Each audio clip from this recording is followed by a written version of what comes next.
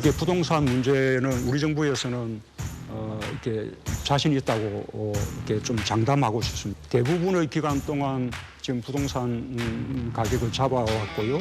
그다음에 또 전국적으로는 부동산 가격이 오히려 하락했을 정도로 안정화되고 있습니다.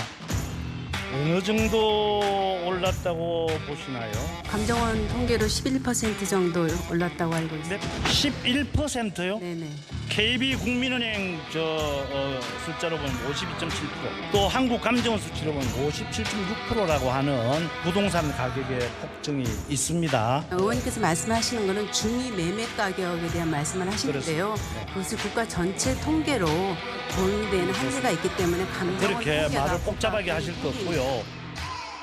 부동산 가격의 상승이 전 세계적인 현상이라는 겁니다. 적어도 우리하고 비슷한 수준의 나라들 가운데서는 우리나라의 부동산 가격 상승 폭이 가장 작은 편에 속해요. 부동산 가격도 상당히 안정세로 접어들고 있고요. 애가 둘 있으면 위에 한 명, 밑에 한 명 이렇게 세트가 있고요. 요거 제 배치에서 어쨌건 문제는 이렇게 애가 더 크면 하니까. 그러니까 신혼부부에 애 한 명이 표적이고 예. 어린애 같은 경우는 두 명도. 네네. 문재인 대통령 발언입니다. 1사분기 가구 소득 1분위 소득이 많이 감소한 것은 아픈 대목이다. 이를 소득 주도 성장의 실패라거나 최저임금의 급격한 증가 때문이다라는 진단이 성급하게 내려지고 있다. 이에 대해 정부가 잘 대응을 못하고 있다는 생각이 든다. 소득주도 성장 때문에 지금 현재 문제가 나오니까 청와대도 불편할 거예요. 이 임사에서도 정치적 도구가 되지 않도록 노력했다. 내가 썩 말을 잘 들은 편은 아니었다. 이렇게 섭섭함을 토로했습니다.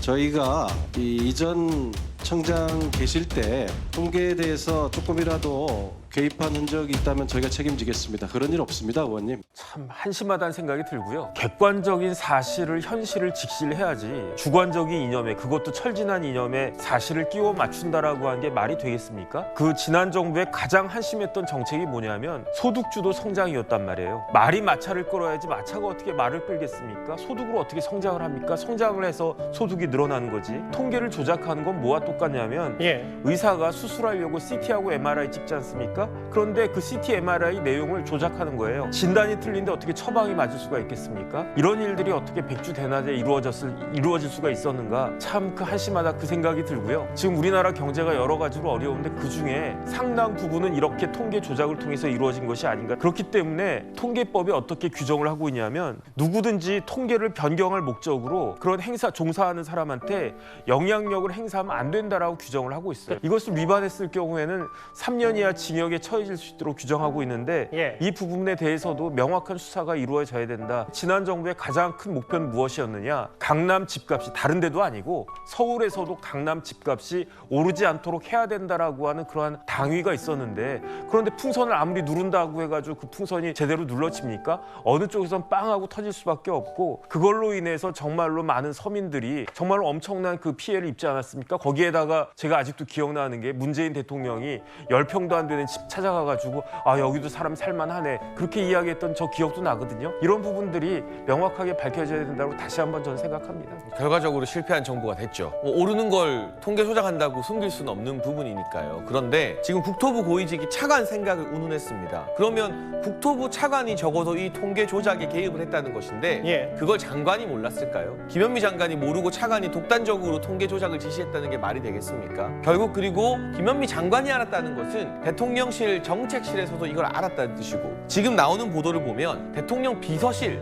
그러니까 비서실장 직속에서도 뭔가 지시나 압박이 문자로 간 정황 등이 포착되었다는 거잖아요. 결국 여기에 대해서 몸통은 문재인 전 대통령일 수밖에 없다고 생각을 합니다. 장하성 실장이나 김상조 실장, 김현미 장관이 여기 지금 감사원 결과 수사 대상에 포함이 되었는데, 이 사람들이 전부 다 문재인 전 대통령에게는 아무런 보고도 하지 않고 자의적이고 독단적으로 통계 조작이라는 어마어마한 범죄를 저질렀다? 그렇게 생각하기는 쉽지 않죠. 그래서 뭐 법적인 부분이나 수사 의뢰에서는 이번에도 비껴나셨지만, 이 같은 감사원 감사 결과에 대해서 문재인 전 대통령께서 양산에 차관에서 뭐라고 한 말씀 하시면 좋겠습니다. 정치 현안에 대해서 이야기 많이 하시잖아요.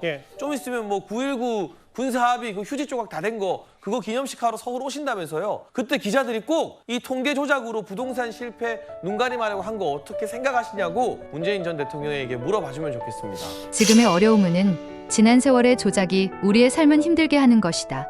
어떻게 과거 없이 현실이 단번에 힘들단 말인가?